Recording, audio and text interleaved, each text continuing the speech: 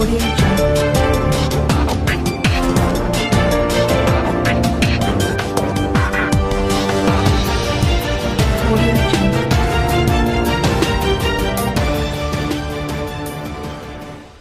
आप देख रहे हैं न्यूज़ 24 फर्स्ट एक्सप्रेस और मैं हूं आपके साथ मानवी ठाकुर। शुरुआत करते हैं आज की खास खबरों से। जनपद औरैया के विधोना क्षेत्र में यूक्रेन में फंसी लड़की घर वापस लौटने पर भारत सरकार का शुक्रिया अदा किया है और घर वालों और क्षेत्रवासियों में खुशी का माहौल देखने को मिला। पीड़ित छात्रा ने बताया है कि भारत सरकार ने यूक्रेन से लेकर घर तक पहुंचने का जिम्मा उठाया और प्रत्येक विद्यार्थी को घर तक सुरक्षित पहुंचाया। न्यूज़ 24 फर्स्ट एक्सप्रेस के लिए आशु भदौरिया की रिपोर्ट।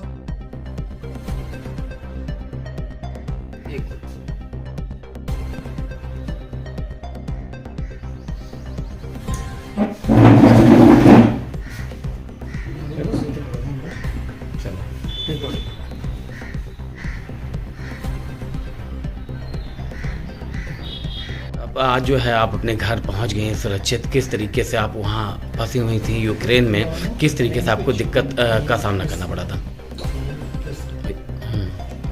जब वहाँ पे बमबार्डिंग शुरू हुई उसके बाद तो बस ये लग रहा था कि बस घर ही जाना है। तो बॉर्डर तक ये लग रहा था कि बस बॉर्डर तक किसी तरह से पहुँच जाएं और क्रॉस कर जाएं। तो मेन दिक्कत बॉर्डर क्रॉस करने में थी।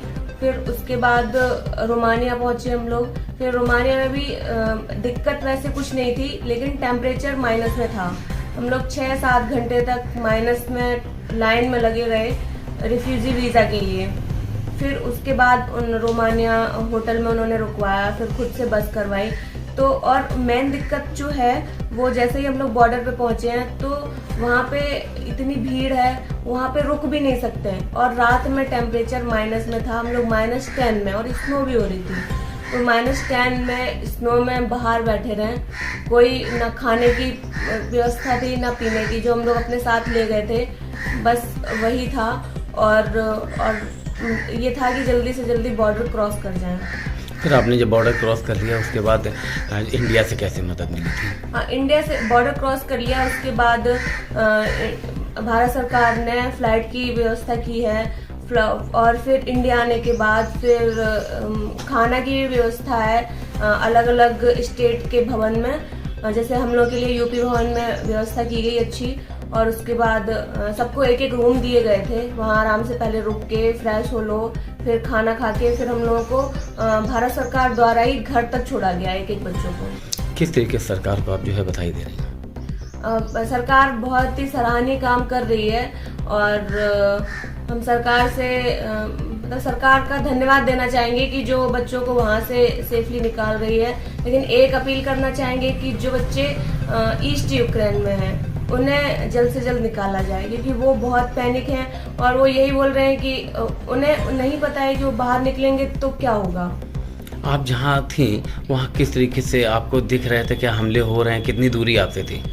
मेरे से 2 किलोमीटर दूर पे एयरपोर्ट है, वहाँ पे हमला हुआ था। तो जब हम लोग उठे तो पूरे में धुआं छाया हुआ था। किस जगह पे थी आप? हम इवानो फ्रैंकिव्स। अच्छा, जब आपको ये मालूम हुआ उसके बाद आपको घबराहट हुई थी क्या? घबराहट तो बहुत हुई थी कि अब पता नहीं कब किस टाइम पे और दूसरा हमला हो जाए। हम लोग बाहर जा भी रहे हैं तो पता नहीं कौन मतलब रूसी सैनिक मिल जाए, कब मिल जाए।